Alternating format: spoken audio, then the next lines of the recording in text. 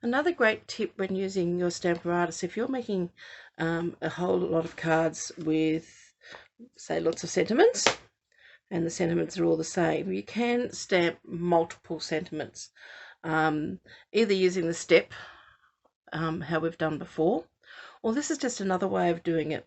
So for my Facebook Live today, I'm wanting to stamp, this sentiment, multiple times.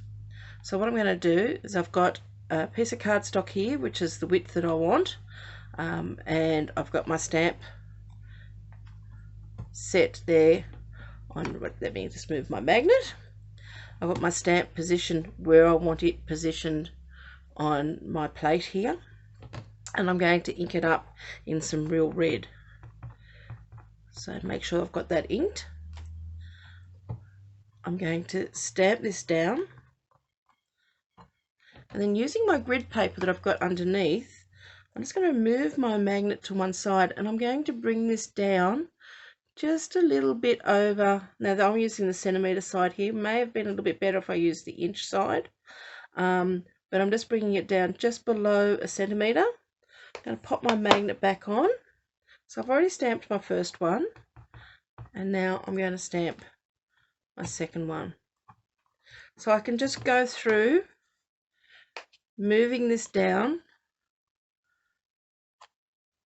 a little bit by little bit, because I think the hinge actually gives you about an inch difference between each one. And this just gives you a little bit closer, because I'm actually going to cut these up into little pieces for each individual stamp, so I don't want to have as much wastage in my cardstock.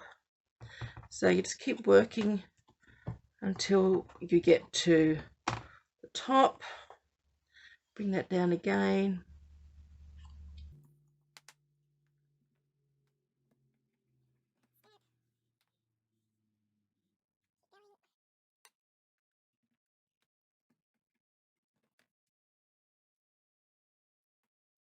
Now once you get right to the very top, because I've placed this roughly in the center of my plate, oops, let's just re-ink that up a little bit.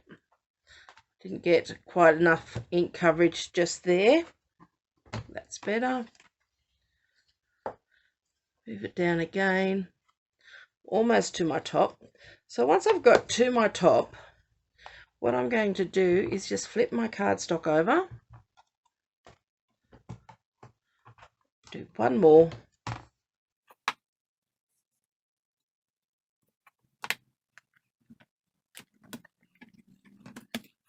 so now I can just turn that around, place it right back up to the very top again,